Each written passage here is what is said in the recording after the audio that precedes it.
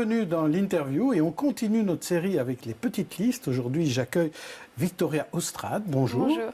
Alors, vous êtes tête de liste de Dire Animal à la région. Et d'abord, on va faire connaissance. Victoria Austrade, quel âge avez-vous? Qui êtes-vous? Que faites-vous? Alors, j'ai 27 ans et j'ai étudié le droit à Saint-Louis et à l'UCL. Et maintenant, je suis à ma 3e année de stage au barreau de Bruxelles. Donc, en tant qu'avocate. Avocate, hein, à temps plein. Et spécialiste du droit des animaux déjà? J'en fais déjà un peu, oui. Ouais. Ouais. Bon. Alors, pourquoi vous êtes lancée dans la politique? Je me suis lancée dans la politique parce que, en fait, je fais beaucoup d'actions dans la rue, dans les métros, de sensibilisation à la cause animale. Et j'ai remarqué que beaucoup de gens, en fait, n'étaient pas au courant de comment ça se passe dans les industries, dans les abattoirs. Il y a beaucoup de mensonges par rapport à la cause animale. Et quand les gens apprennent ces informations, ils sont vraiment choqués et ils sont révoltés contre ces pratiques. Et il n'y a pas réellement de relais de ces considérations au niveau des parlements à l'heure actuelle. Alors, Dire Animal, c'est un nouveau parti. Il existe depuis un peu plus d'1 an seulement. Il y a des listes partout et il y a notamment une liste à la région, même si elle n'est pas complète. Vous êtes quand même 17, je crois, oui, sur la liste. En quoi c'est différent, ce parti Dire Animal, que des autres partis qui inscrivent le bien-être animal dans leur programme? Là, on voit fleurir les postes par rapport au bien-être animal dans les autres partis et on est ravis que ça bouge à ce niveau-là, mais je pense que c'est plus une question de période électorale. Et il y a encore énormément de choses à faire qui n'ont toujours pas été faites et c'est pour ça qu'il y a la nécessité d'un parti animaliste. Alors, la semaine dernière, le journal Le Soir faisait écho de la prise de position de l'Académie royale de médecine, qui était très très dure, en disant « Imposer le véganisme à son enfant peut le tuer ». Alors, le parti Dire Animal ne prône pas le véganisme pour tout le monde.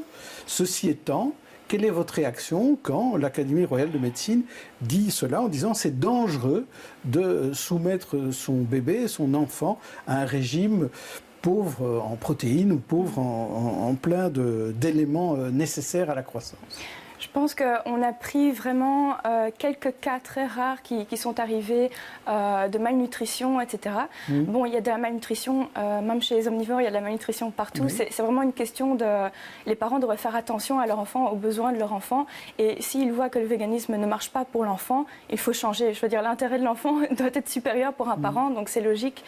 Après, je ne pense pas que le véganisme soit néfaste. Je pense que chaque être humain est différent, biologiquement, que certaines personnes ont besoin de viande, d'autres vivent très bien sans viande.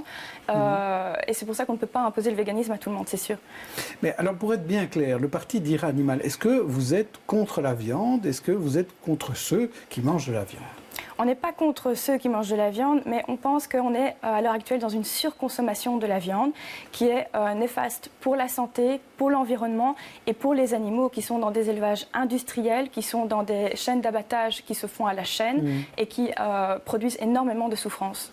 Donc, on veut une réduction, quoi. Okay, une réduction, donc on peut aimer la viande et se dire que Dire Animal, c'est bien, c'est ça? Oui. Vous êtes végétarienne ou il faut être végétarien pour être sur la liste? Oui, oui, mais je suis végétalienne. Végétalienne. Oui. Donc, végétalienne, c'est encore plus dur que végétarien. Alors, est-ce que c'est un parti monothématique, Dire Animal? Non, pas du tout. Parce que vous dites pour l'animal, l'humain et la planète. Pourquoi vous avez rajouté l'humain et la planète? Parce qu'en fait, on veut partir vraiment du plus petit, du plus exploité et du plus oublié, c'est-à-dire les animaux, la biodiversité, la nature. On veut vraiment partir de là parce que les autres partis, ils sont fort ethnocentrés sur l'humain et on voit que ça ne marche pas. On est en train de tout détruire sur la planète. On est en train de produire énormément d'obésité, de problèmes de santé et je pense qu'il faut repartir sur quelque chose de plus petit pour changer de paradigme et améliorer tout, en fait. Mais est-ce que l'être humain et l'animal sont sur le même plan pour vous? Ou est-ce que l'être humain est-il supérieur à l'animal? Fonctionnellement, on peut dire que l'humain est supérieur dans le sens où il n'y a qu'à voir autour de nous, il n'y a pas d'animaux, il n'y a que des humains. Oui. Et je pense qu'au lieu d'utiliser cette force que l'humain a, en détruisant tout ce qui l'entoure et en faisant des produits de consommation, on devrait plutôt utiliser cette force pour protéger les plus faibles. Alors, on va regarder un petit peu votre programme et prendre quelques points pour essayer de faire connaissance avec le programme de Dire Animal. Vous proposez, par exemple, un durcissement des sanctions contre la maltraitance des animaux. Ça, c'est, je dirais, assez logique dans le cas des associations pour le bien-être animal. Vous voulez aussi inscrire le statut, un nouveau statut des animaux dans la Constitution. Oui. Et ça, c'est quoi exactement? Qu'est-ce que vous voulez faire là? On veut donner un statut d'être vivant qui doit être protégé et respecté dans la Constitution, dans le Code civil. Il y a une ordonnance maintenant qui dit que à Bruxelles, oui. Qui dit que l'animal est un être doué de sentiments, etc. Oui. Mais il n'y a pas réellement de droit ou... Oui, voilà, c'est ça. C'est juste une phrase, en fait, qui n'est pas suivie des faits et on doit avoir vraiment un régime juridique particulier pour les protéger. Ça veut dire que si on fait du mal à un animal, c'est comme si on faisait du mal à un être vivant humain. Voilà, exactement. Donc c'est là où vous voulez une certaine égalité. Oui. Vous ne voulez pas donner un droit de vote aux animaux. Non, bien sûr que non. Donc il y a des choses quand même qui seront différentes, malgré tout.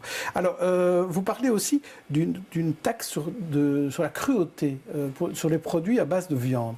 Alors là, c'est quoi cette taxe? C'est pour essayer de décourager les gens de manger de la viande? Mais en fait, à l'heure actuelle, manger de la viande de très mauvaise qualité venant d'un animal qui a été souvent maltraité, c'est vraiment très accessible avec tous les subsides, etc. Et on veut remettre le réel prix de la viande, parce que ce n'est pas le prix qu'on a dans le supermarché. Et ça va promouvoir une viande de qualité et aussi une diminution de sa consommation, ce qui sera favorable pour tout. Alors il y a aussi la police des animaux que vous voulez lancer. C'est quoi cette police des animaux? À l'heure actuelle, je ne sais pas si vous avez déjà été face à un cas de maltraitance, mais c'est assez compliqué pour le dénoncer. Il faut remplir un formulaire en ligne, on n'a pas souvent de réponse, il faut connaître plein d'informations sur la personne qui maltraite l'animal, ou sinon on ne sait pas envoyer le formulaire. Nous, ce qu'on voudrait, c'est quelque chose de beaucoup plus efficace, une police des animaux qu'on puisse appeler 7 jours sur 7, 24 heures sur 24 pour réagir directement. Alors, parfois, dans votre programme, on voit qu'il y a des choses assez strictes, comme vous voulez que tous les dîners officiels soient des dîners véganes, qu'il y ait un nombre de repas avec produits animaliers réduits à leur plus stricte expression dans les restaurants. C'est dur, ce que vous demandez. On veut surtout que les gens aient le choix et que ce soit accessible à tout le monde de manger plus sainement et plus responsable. Mais ça veut dire qu'on entre dans un restaurant et il faut obligatoirement un menu végétarien ou végétalien à choisir face à un autre type de menu, c'est ça? Oui, ça, ce serait une avancée géniale. Oui. Alors, il y a d'autres éléments que des éléments concernant les animaux. On va parler dans un instant de l'abattage des animaux, c'est un sujet vraiment de politique bruxelloise, mais vous êtes aussi contre l'abattage des arbres. Oui. Donc ça, c'est comme un élément important. Mais il y a d'autres éléments plus économiques parfois. Vous dites qu'il faut taxer les matières premières et pas taxer le travail. Qu'est-ce que vous voulez dire par là? Taxer les matières premières non durables? Oui, voilà, parce qu'en fait, à l'heure actuelle, déjà, on est face à la 6e extinction de masse des espèces vivantes. On fait partie des espèces vivantes et il est temps qu'on se sauve nous-mêmes. Et on est en train de détruire tout à fait les ressources de la planète. Donc, il faudrait qu'on consomme de manière beaucoup plus responsable et, oui, effectivement, qu'on taxe ce qui n'est pas renouvelable. Ça risque de faire beaucoup de taxes, mais à côté de ça, vous proposez peut-être d'étudier l'allocation universelle.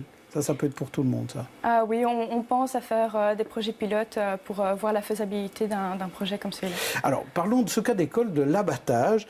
Donc, vous êtes contre les abattages industriels, vous voulez un moratoire pour les abattoirs, vous êtes contre l'élevage industriel, mais je voudrais quand même parler avec vous, de savoir quelle est votre réaction par rapport aux positions des partis bruxellois comme le PS, Écolo ou PTB, qui sont opposés à l'interdiction de l'abattage sans étourdissement. Donc, quelle est votre réaction? Je vous en propose 3.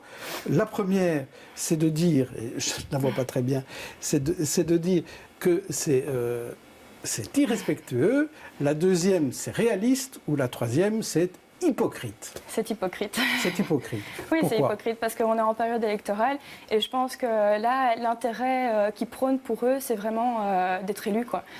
Et ils manient la langue de bois à perfection. Et je pense que là, il faut vraiment mettre l'intérêt supérieur du bien-être de l'animal au centre du débat et arrêter avec des intérêts qui seraient financiers ou religieux et qui ne devraient pas rentrer en ligne de compte avec la souffrance de l'animal. Il faut mettre ça de côté. Le rite religieux doit être mis de côté dans ce cas-ci? Il ne doit pas être mis de côté, mais il y a des alternatives qu'on peut trouver. Par exemple, en Flandre et en Wallonie, il n'y a pas d'abattage, il n'y a plus d'abattage sans étourdissement, mais il y a encore du halal et du kasher. On a trouvé une alternative qui est l'électronarcose, qui fait que ça respecte les principes musulmans. Donc l'animal peut potentiellement reprendre conscience et c'est ça qui est important dans leur religion. Et là, tout le monde est content. Il y a quand même un étourdissement, mais ça respecte quand même leurs principes. Donc ça, pour vous, c'est une solution qui pourrait mettre tout le monde d'accord? Oui, je pense. Ouais. Parce que parfois on dit que c'est par racisme que certains sont pour l'interdiction de ce type d'abattage. Oui, mais je pense que le débat, il a vraiment été orienté pour mettre une communauté face à une autre et pour créer de la polémique. Mais bon, nous, on est au-dessus de ça. Ce qu'on veut vraiment défendre, c'est l'intérêt de l'animal et diminuer sa souffrance au maximum avec les techniques que l'on connaît. Oui, et alors on dit l'élevage industriel, je le disais tout à l'heure, c'est quelque chose aussi que vous ne voulez plus. Oui. Oui, tout à fait. Ainsi que les expérimentations animales. Hein. Dans l'enseignement, vous voulez pousser les écoliers à voir leurs animaux, à vivre pratiquement dans une ferme à l'école. C'est une idée originale, ça. Mais c'est comme pour les homes, hein, les personnes âgées sont obligées de délaisser leur animal ou de le mettre dans un refuge, alors que l'intérêt de vivre et d'être avec un animal est incontestable et ça grandirait leur bien-être aussi en home, ce qui est déjà une étape très compliquée pour eux.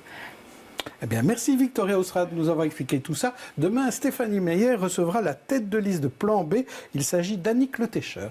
Bonne journée, bonne soirée d'ici là.